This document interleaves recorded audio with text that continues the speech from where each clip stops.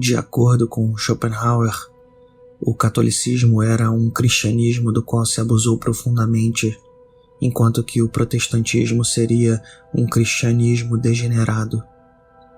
As razões que ele dá para isso são as seguintes: enquanto que o catolicismo manteve vivo o espírito asceta, negador da vontade, presente na mensagem cristã original, ele cometeu crimes e abusos incalculáveis ao longo de sua história. O protestantismo, porém, teria degenerado a mensagem primária do cristianismo de negação da vontade, atacando o ascetismo real, isto é, o monasticismo. Vale a pena citar uma longa passagem do segundo volume de O Mundo como Vontade e como Representação de Schopenhauer. Abre aspas. Quanto mais sublime é uma religião, tanto mais ela está aberta aos abusos por parte da natureza humana, que, no geral, é de disposição torpe e ruim. Por isso, no catolicismo, os abusos são muito mais numerosos e maiores que no protestantismo. Assim, por exemplo, o monasticismo, essa metódica negação da vontade, praticada em comum para efeito de encorajamento recíproco, é uma instituição de tipo sublime, que, entretanto, justamente por isso, tem o seu espírito deturpado. Os revoltantes abusos da Igreja despertaram elevada indignação no reto espírito de Lutero, mas, como consequência dessa indignação, ele chegou ao ponto de querer reduzir o máximo possível o próprio cristianismo, para cujo fim ele, antes de tudo, limitou às palavras da Bíblia.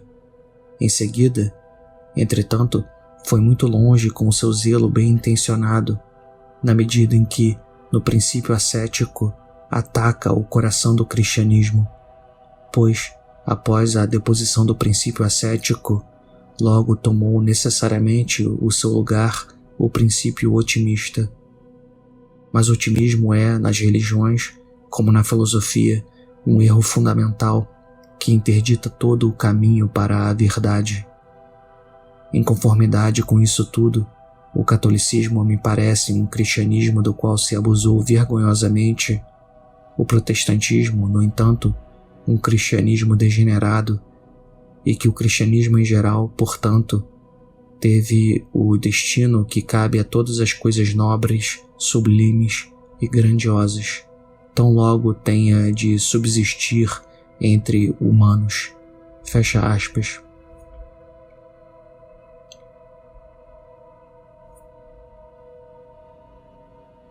No artigo intitulado Schopenhauer on Religious Pessimism, Schopenhauer sobre o pessimismo religioso em português, o acadêmico Dennis van den Auwily mostra bem que, para Schopenhauer, embora o catolicismo tenha mantido a tradição do ascetismo através do monasticismo e do celibato para membros do clero e ordens religiosas, ele se tornou uma religião otimista por rejeitar o conceito da graça. De fato, quando lemos a obra de Schopenhauer, ele imputa ao catolicismo não apenas crimes e abusos, mas também o afastamento da doutrina da graça, que diz que somos incapazes de salvarmos a nós mesmos somente pelas nossas ações. Schopenhauer vê na figura de Santo Agostinho a doutrina mais correta, enquanto rejeita Pelágio. Enquanto que Agostinho enfatizava a natureza caída do homem e de toda a criação por conta de nossa culpa primária, através do dogma do pecado original, Pelágio acreditava que não carregamos uma culpa primária em nós e que nosso arbítrio era totalmente livre para escolhermos ou rejeitarmos a mensagem de Cristo. O catolicismo, embora tivesse condenado o pelagianismo, teria escamoteado ele para dentro da Igreja ao considerar que a salvação vem tanto da fé quanto das obras. Schopenhauer não trata essas coisas de maneira literal, mas ideal. Para Schopenhauer, tudo no mundo empírico é fenômeno, manifestações individuadas de uma única vontade metafísica que subsiste fora das formas a priori de nossas representações mentais, o tempo e o espaço. A vontade, portanto, é atemporal e ilimitada, e tudo aquilo que existe no mundo é a objetivação dela. Sendo a vontade a essência íntima de todas as coisas, inclusive a dos humanos, somos, em essência, ao mesmo tempo vítimas e malfeitores. Somos, portanto, culpados, queiramos ou não, mesmo que nós, como manifestações individuais, sejamos inocentes e não tenhamos cometido nenhuma agressão. O catolicismo, embora possua o dogma do pecado original, também abraça a ideia de salvação pelas obras, o que para Schopenhauer faz com que essa religião abrace a possibilidade de nossa natureza ser boa de uma maneira essencial. O protestantismo enfatiza a salvação pela graça divina e pela fé, enfatiza a depravação total da humanidade, colocando as boas obras apenas como consequência da salvação. Seu grande problema, para Schopenhauer, foi rejeitar o ascetismo, que é a negação da vontade. Isso fez do protestantismo uma religião otimista. Se fôssemos cínicos, num sentido mais contemporâneo do termo e não no sentido filosófico original, poderíamos dizer que os elogios que Schopenhauer faz a Lutero e aos ideais que levaram à reforma protestante não passam de uma defesa à religião de seus ancestrais mais imediatos, visto que seus pais vieram de famílias protestantes, embora não fossem muito religiosos. Mas não creio que é isso que acontece na análise de Schopenhauer. Há religiões inteiras que ele considera serem fundamentadas desde o seu princípio no otimismo, isto é, na afirmação da vontade. Dentre elas, o judaísmo e o islã. Sim, ele menciona grupos, geralmente místicos, de judeus e muçulmanos, que enveredam para interpretações mais pessimistas da realidade, mas diferentemente do cristianismo e do budismo, por exemplo, Schopenhauer considera essas religiões como afirmadoras da vontade desde o princípio e, portanto, otimistas, ao contrário do cristianismo original e do budismo, que seriam, para ele, religiões que negam a vontade e, portanto, são pessimistas. Mas até mesmo dentro do protestantismo, Schopenhauer nota a capacidade para a negação da vontade, como no caso dos Shakers. Os Shakers surgiram no século XVIII e uma de suas principais doutrinas é o total celibato, algo que normalmente é visto com maus olhos pelo protestantismo mais convencional. Essa característica fez com que Schopenhauer os considerasse uma vertente pessimista do cristianismo reformado. Citando novamente uma extensa passagem do segundo volume de O Mundo como Vontade e como Representação, abre aspas, todavia, mesmo no seio do protestantismo, o espírito essencialmente ascético e encratita do cristianismo veio de novo a lume, e o resultado disso é um fenômeno que talvez nunca tenha existido antes em tal magnitude e determinidade, a saber, a muito curiosa seita dos Shakers da América do Norte, fundada por uma inglesa, Anna Lee, em 1744. Os membros desta seita já atingiram o número de 6.000, os quais, repartidos em 15 comunidades, povoam várias pequenas cidades. O traço fundamental de sua regra de vida religiosa é o celibato e a completa abstinência de toda satisfação sexual. Esta regra, segundo admitem unanimamente inclusive os ingleses e norte-americanos que os visitam, que de resto os desprezam e lhes lançam sarcasmos de todo tipo, é estrita e fielmente observada, embora irmãos e irmãs por vezes habitem até a mesma casa, comam na mesma mesa, sim, dancem juntos na igreja por ocasião do culto. No intervalo de cada dança, um de seus mestres grita: lembrai-vos de que nos alegramos aqui, diante do Senhor, por ter matado a nossa carne, pois este é o único uso que podemos fazer aqui de nossos membros rebeldes. Fecha aspas. Schopenhauer escreveu isso na primeira metade do século XIX. Os Shakers hoje têm apenas 2 ou 3 membros, tendo todos os outros morrido ou deixado o grupo por não quererem praticar o celibato. Nesse sentido, o catolicismo foi mais esperto, enquanto cultiva o celibato para uns, encoraja o matrimônio para a maioria. As linhas convencionais do protestantismo são ainda mais enfáticas. O matrimônio é encorajado para todos e o celibato mal visto.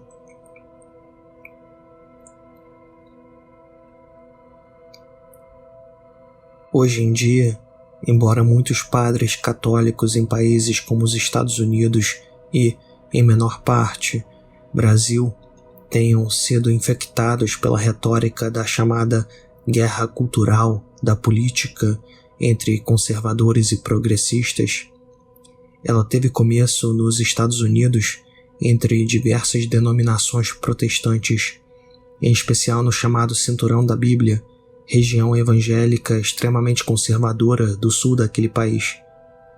Podemos dizer que os evangélicos norte-americanos ainda provêm a maior parte do combustível que abastece o motor da guerra cultural, com reflexos não apenas nos Estados Unidos, mas em vários países do mundo, da Europa à América do Sul. Os Estados Unidos são historicamente um país de denominações protestantes.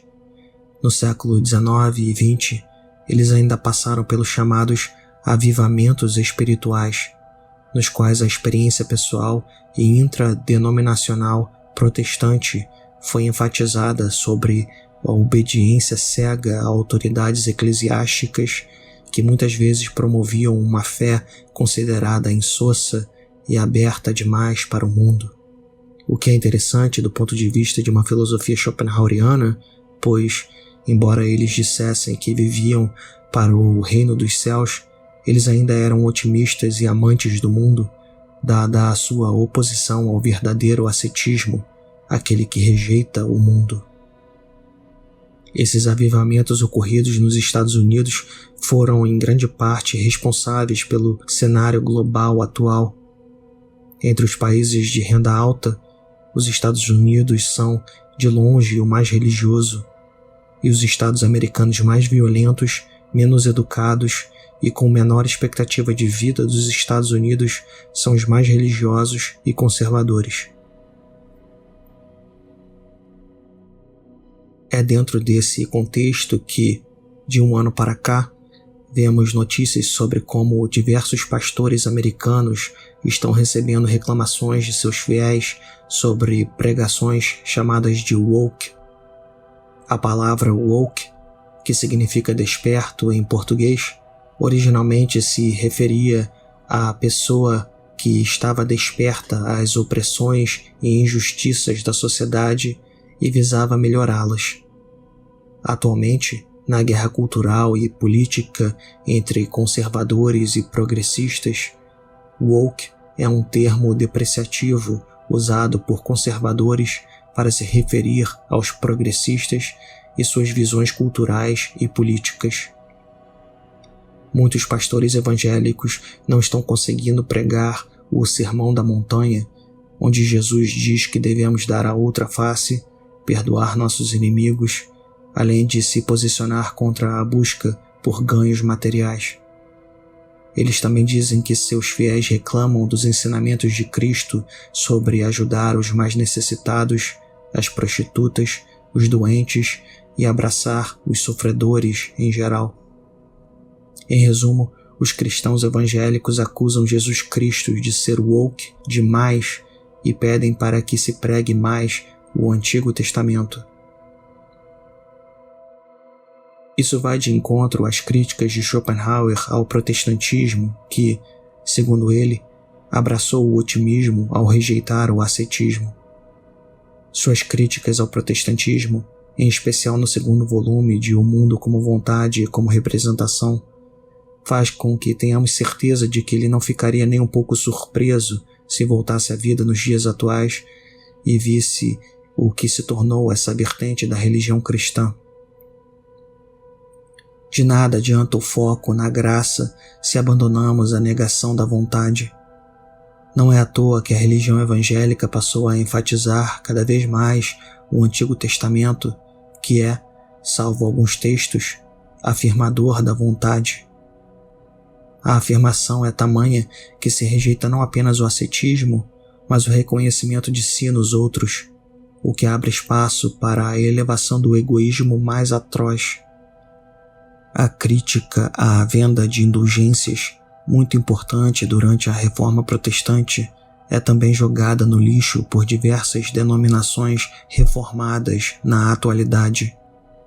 O grotesco evangelho da prosperidade é a oficialização da morte dos melhores ideais da Reforma.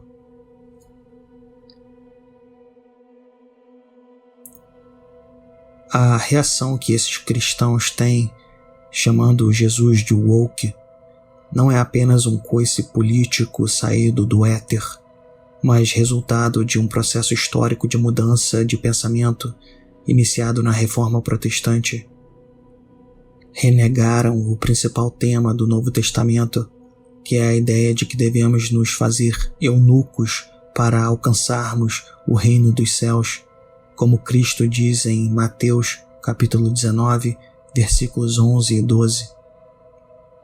A rejeição muitas vezes violenta do ascetismo, enfatizando a ideia de que todos devem se casar, é um tapa metafórico até mesmo na cara de Jesus, visto que ele jamais se casou e, pelo menos segundo os escritos e a tradição, nunca teve relações com ninguém. Mas o ascetismo não é um fim em si mesmo. Ele representa o completo reconhecimento do indivíduo como fenômeno que se reconhece como manifestação da vontade que anima a existência empírica. E esse reconhecimento leva necessariamente o asceta a ter compaixão de todos os sofredores. Mesmo sem chegar ao ascetismo, o reconhecimento de uma união mística com tudo é algo que fez com que muitos cristãos ao longo dos séculos, mesmo aqueles que casam, fossem capazes de se reconhecer até em seus inimigos. Dessa forma, um ateu que se doe aos necessitados de maneira genuína representa muito mais o espírito original do cristianismo do que um cristão que defende a criminalização da pobreza. É perfeitamente compreensível que cristãos que odeiam pobres, rejeitam aqueles que são diferentes e cultuam a riqueza material, prefiram que seus pastores falem pouco de Jesus e foquem no Antigo Testamento. É perfeitamente compreensível que considerem Jesus como woke, progressista e coisas do tipo. Fica claro porque esses cristãos têm ojeriza àqueles outros cristãos, os que seguem o Novo Testamento sem se importar tanto com as leis tribais do velho Deus. O Novo Testamento enfatiza de forma escancarada o desapego ao mundo da matéria, a preferência pelo celibato e a compaixão, mesmo em detrimento da própria vida. Para os seus detratores cristãos anti-woke, entretanto, Jesus veio apenas para confirmar os piores aspectos do Antigo Testamento, nada mais. Mas as próprias Escrituras, por mais distorcidas que sejam, confirmam o contrário. O Novo Testamento rompe com o Antigo. Há diversas passagens em que isso fica exposto, mas mencionarei aqui uma das minhas favoritas. Em Gálatas, capítulo 3, versículos 23 a 25, São Paulo escreve, abre aspas, antes que viesse essa fé, estávamos sob a custódia da lei, nela encerrados, até que a fé que haveria de vir fosse revelada. Assim, a lei foi o nosso tutor até Cristo, para que fôssemos justificados pela fé. Agora, porém, tendo chegado à fé, já não estamos mais sob o controle do tutor. Fecha aspas.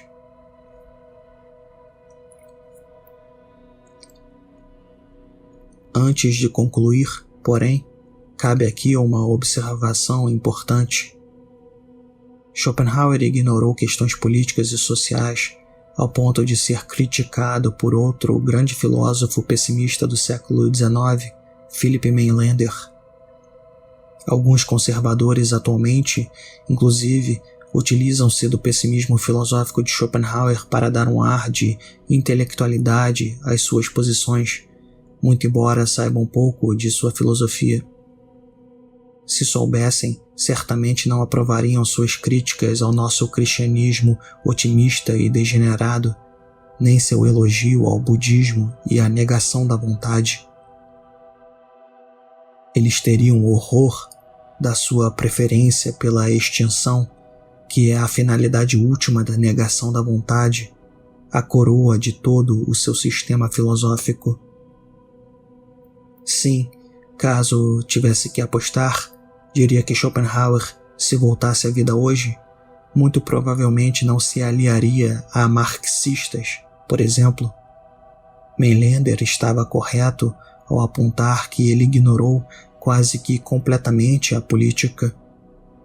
Mas, quando olhamos para a filosofia moral defendida por Schopenhauer, fica bastante claro que ele também não teria nenhuma afinidade com os autoproclamados cristãos conservadores. Tais cristãos, embora antissemitas e enrustidos em boa parte dos casos, acreditam que Jesus veio somente para afirmar os piores aspectos do Antigo Testamento e nada mais.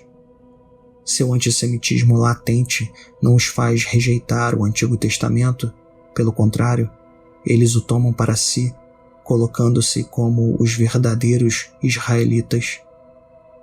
Imagine o horror deles ao saber que Schopenhauer considerava os marcionistas e gnósticos como mais próximos à verdadeira mensagem de Cristo do que qualquer denominação cristã subsequente.